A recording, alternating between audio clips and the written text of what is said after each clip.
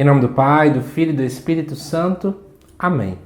Amados irmãos e irmãs, é com muita alegria que nós estamos aqui para juntos estudar e meditar a primeira leitura que a Igreja nos apresenta para esta terça-feira da oitava da Páscoa.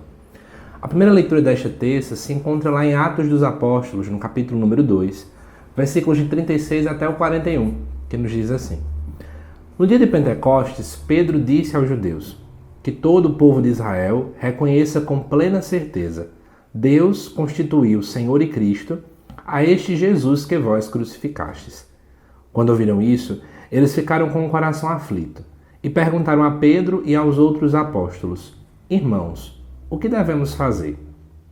Pedro respondeu: Convertei-vos e cada um de vós seja batizado em nome de Jesus Cristo, para o perdão dos vossos pecados. E vós recebereis o dom do Espírito Santo, pois a promessa é para vós e vossos filhos, e para todos aqueles que estão longe, todos aqueles que o Senhor nosso Deus chamar para si.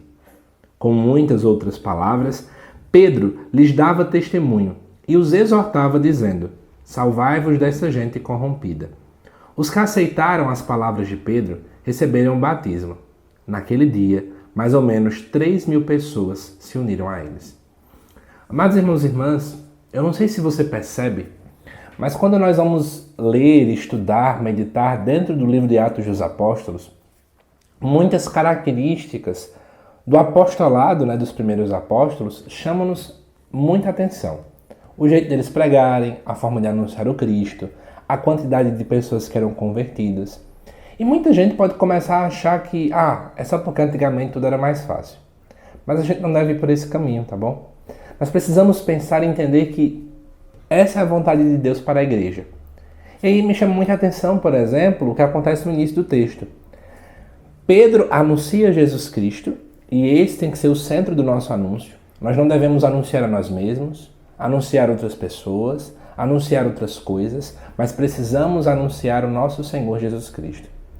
E quando Pedro anuncia o nosso Senhor, diz aqui o texto que o povo que escutava ficava com o coração aflito e perguntava: o que a gente deve fazer? Eu vou dizer isso para sempre quando eu olho esse texto.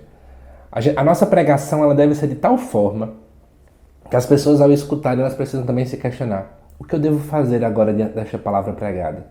O que é que eu preciso fazer para mudar de vida? O que eu preciso agora fazer para me tornar um discípulo de Jesus Cristo? Se a nossa pregação não gera essa inquietação no coração do povo, infelizmente, a gente não está fazendo aquilo que Deus realmente quer. Eu questiono para vocês isso porque a cada vez mais, e eu vejo esse movimento hoje de modo extremamente nítido, as pregações elas sendo vazias do Cristo.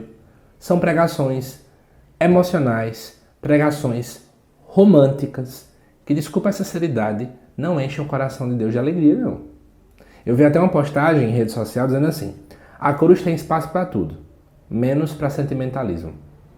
A gente vê, às vezes, pregações, até canções, que parece que a gente está tendo pena de Jesus. Parece que a Sexta-feira da Paixão, por exemplo, é para a gente ficar tendo pena do Cristo, sabe? Não é esse o caminho.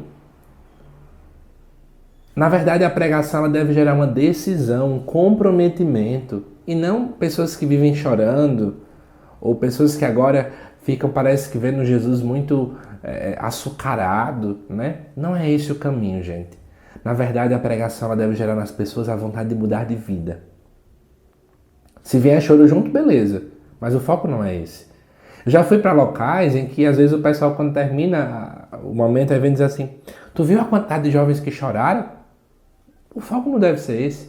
A gente devia chegar pós-palestra, pós-pregação, pós-encontro, chegar e dizer assim: você percebeu que teve um jovem que agora chegou e disse que quer se comprometer na pastoral? Você percebeu que teve uma pessoa que procurou o sacramento da confissão? Você percebeu que teve alguém que procurou um irmão para pedir perdão? Esse é o foco. Cuidado quando nós tiramos o foco daquilo que é o verdadeiramente necessário. E aí, continuando o texto, Pedro então vai dizer o que é para ser feito: convertei-vos. Ou seja, Pedro entende que o foco da missão, da evangelização é a conversão. Sem conversão, nada faz sentido. Por isso que ele fala: convertei-vos. Após a conversão, vocês vão ser batizados e receberão o Espírito Santo. Então, eu quero chamar a atenção de vocês isso. A palavra hoje de ordem dessa primeira leitura seria conversão de fato. E que também possa puxar a nossa orelha, né? Sobre a nossa forma de evangelizar, a nossa forma de anunciar Jesus Cristo. Que Deus abençoe a cada um de vocês e aguardo você daqui a pouco aqui no canal para o estudo do Evangelho, também desta terça-feira. Até já!